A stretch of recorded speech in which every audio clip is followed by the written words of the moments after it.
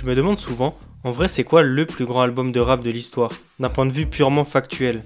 Parce que je pourrais parler de mes albums préférés, To Pimp a Butterfly de Kendrick, Modal South de Nujabes, The Blueprint de Jay-Z ou Mauvais Oeil de Lunatic. Mais là non, on cherche l'album le plus important de l'histoire. On cherche un album qui a eu un impact tellement immense que s'il n'avait pas existé, peut-être que l'entièreté du rap aurait été différent. C'est difficile à mesurer tout ça parce que dans l'histoire du rap, il y a eu plusieurs albums game changer, des albums qui ont connu un avant et un après. Je sais pas, je pourrais par exemple citer All Eyes on Me de Tupac, Ready to Die de Biggie ou carrément même Or Noir de Caris qui a importé la trappe d'Atlanta en France et qui est aujourd'hui une référence dans son style. Mais y aurait-il pas un seul album qui a lui seul marqué un tournant décisif dans le rap? J'y ai beaucoup réfléchi et je pense avoir trouvé ma réponse. C'est un album sorti en 1994 d'un très jeune rappeur new-yorkais qui à l'époque n'avait que 20 ans et qui sans le savoir allait créer l'album le plus influent de l'histoire du rap. Bienvenue sur Fausse Note, aujourd'hui on va parler de l'influence monstrueuse qu'a eu le plus grand album de l'histoire selon moi, Illmatic de Nas.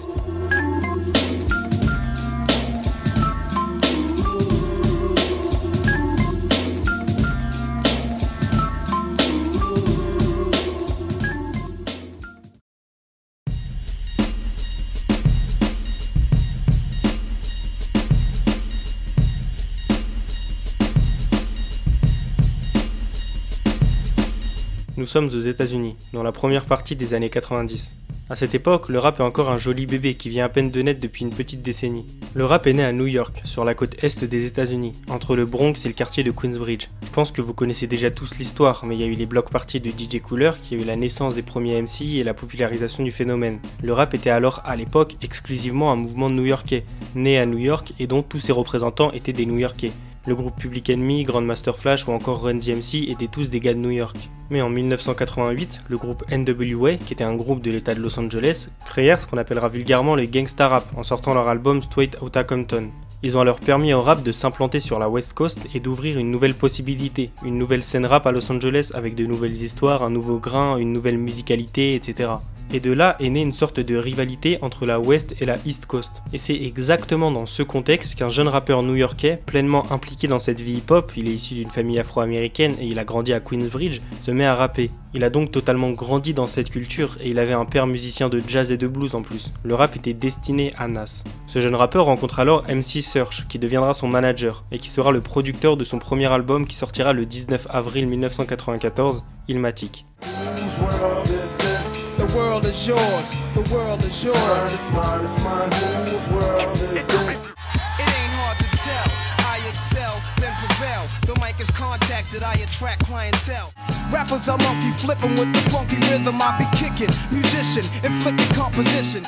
I woke up early on my born day, I'm 20, it's a blessing. The essence of adolescence leaves my body now freshened. Straight up shit is real and any day could be your last in the jungle. Get murdered on the humble, guns of blast, niggas tumble.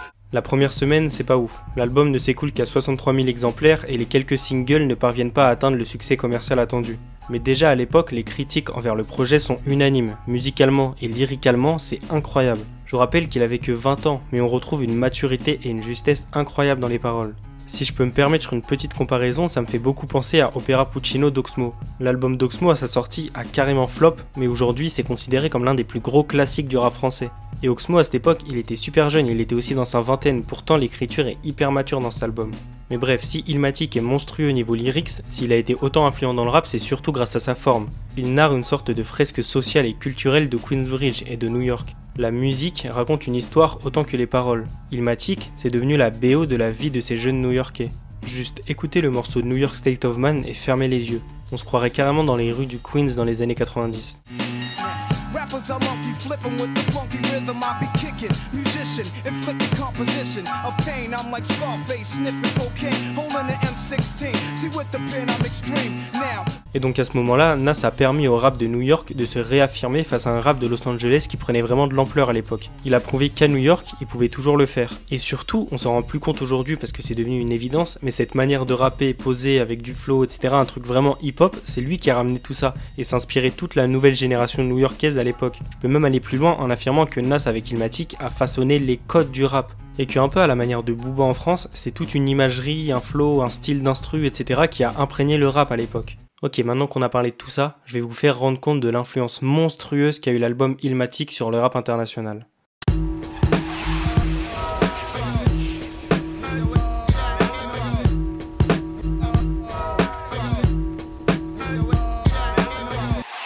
Ok, l'album Illmatic contient 10 titres, tous plus classiques les uns que les autres évidemment. Et on estime qu'en moyenne, chaque morceau de l'album a été samplé 35 fois, soit plus de 300 fois en tout, c'est énorme. Je sais pas si vous vous rendez compte ce que ça représente et à quel point c'est gigantesque. C'est une stat très connue sur l'album mais qui reste incroyable quand on y pense un peu. Il y a carrément eu tout un graphique qui a été fait pour se rendre compte de l'impact énorme qu'a eu cet album sur le rap mondial. Et du coup, pour bien que vous vous rendiez compte du truc, je vais vous passer chacun des morceaux d'Illmatic suivi d'un morceau qu'il a samplé ou qu'il a cité. Let's go!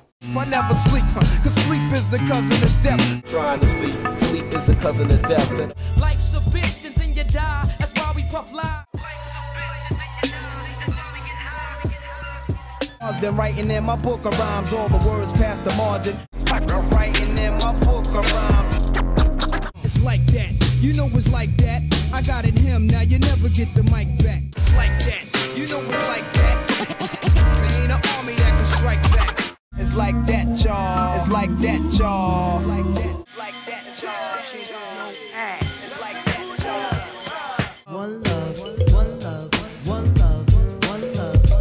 Bref, j'idolâtre plein de gars. One love. Parce que trop de classiques me mettent presque en transe. Somehow the rap game reminds me of the crack game.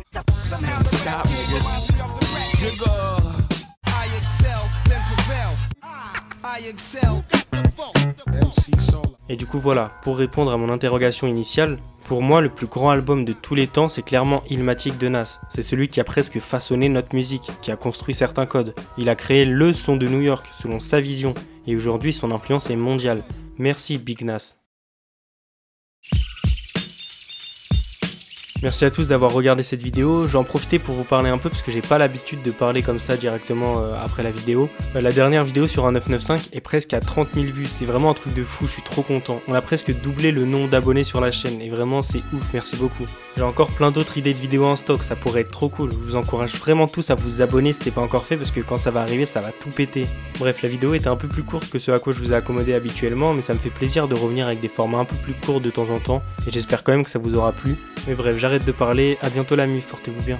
Il me faut les jewelry on, comme le plus gros gangster, comme Omarion dedans depuis l'époque de Street Dancer. Je suis sur les equalizers, mais pourtant je suis pas Denzel. Balèque de ton teaser, toi tu fais du rap de Renzel. Vu que le rap marchera négro, je vais public rap de Barrett. Rien ne m'arrête, comme dans 10 j'ai la machette. Peu barreau dans ta vie jusqu'à ce que tu sortes ta cachette. Et tu bois du bif négro si je t'ai donné des sachets.